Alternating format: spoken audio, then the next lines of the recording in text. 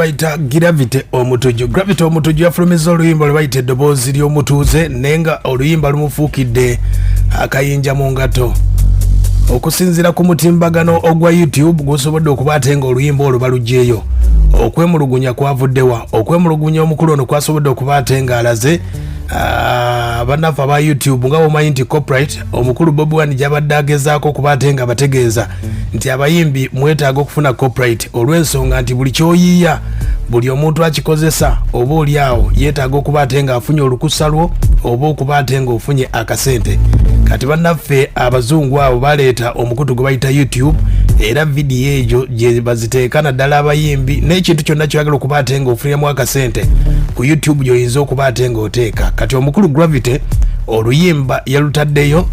lwe bayita eddoboozi ly'omutuuze. Aba YouTube ne bamutegeeza nti bafunye okwemulugunya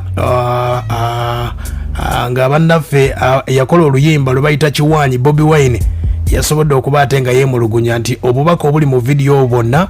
yabukopye mu vidiyo gye bayita Ekiwaanyi. Era Bobi Wine yasabye okuvaayo lwa vidiyo eyo era ne bamuteeraho contact gy'ayinza okuba ate okwemulugunya gwe bayinza okuba ate nga ayogera nabo kuliko contact eri ba.itungo@gmail.com. oluyimba kitegeeza nti obuyiiya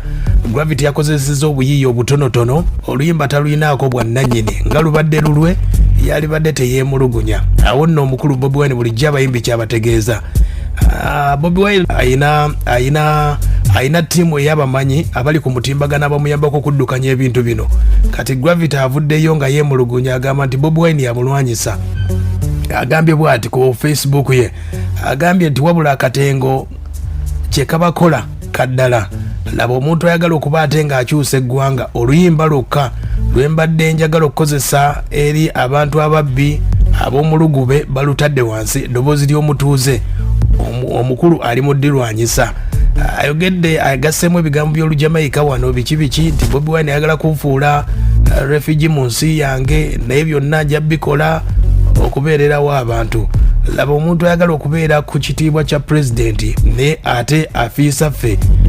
Agambye nti ne Bobi Wine oluyimba lwa kafeero nga yalwonoona dipo naziggala n'oluyimba lwa fiire lutaaya. Kale laba eyeeyita principal oyo Gravity nno bw'asobodde okuba ate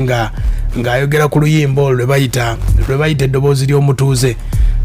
Bw'oba oli ku mitimbagano gwa YouTube oba otaddeyo vidiyo oba audio nano gikozesa nga tebadde yiyo YouTube ekuba strike oba claim omuntu oyo abeera yeemulugunya ku kintu ekyo kyosobodde okuba ate nga oteekayo. Mu bumpimpi kino kye baakoze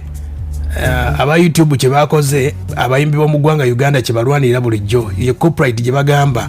okukola ekiyiiye ekyo oba okoze oluyimba lwo omuntu okuluddamu ayina kusooka kufuna lukusa kuvawo. Kati Gravity omutujju kyeyeemulugunyako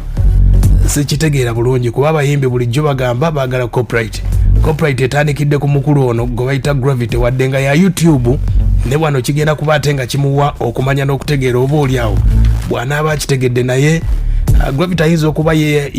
handler wa zi social media ze naye abayimbi abamu ndaba bayina ba handlers ab'enjawulo naye omukulu Gravity ono firimu ayinza okuba nga agifiiriddemu mu bumpimpi kubanga okuva yatandika nga abanja eddwaliro yasobola okugenda e Busaabala n'ateekayo omusenyu ne seminti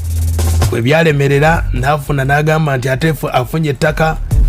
we lyaggwera nga lirimu enkaayana DJ Likomu alikaayanira n'agamba kagende mu studio ne mu studio gy'agenza oluyimba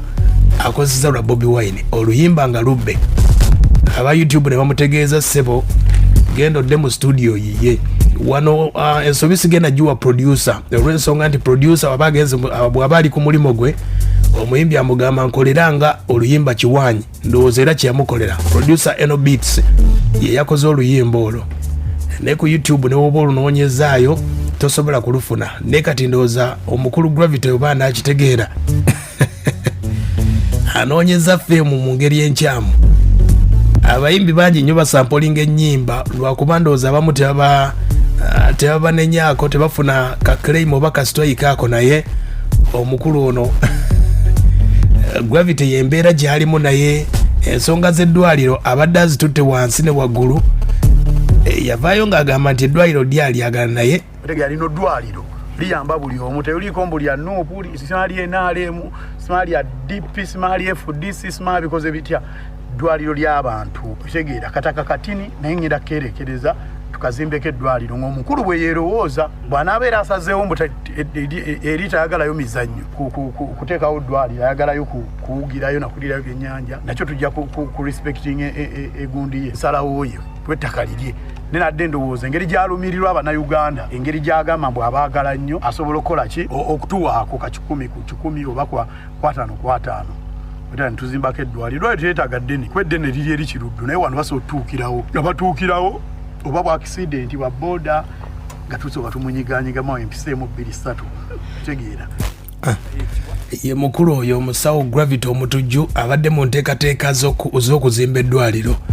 byonna ebigezezzaako eby'okuzimba ow'okuzimba wabadde wakyamubuze weyasemba ng'enkaayana ez'ettaka yali alaze nti wagenda okuzimba ne bigaana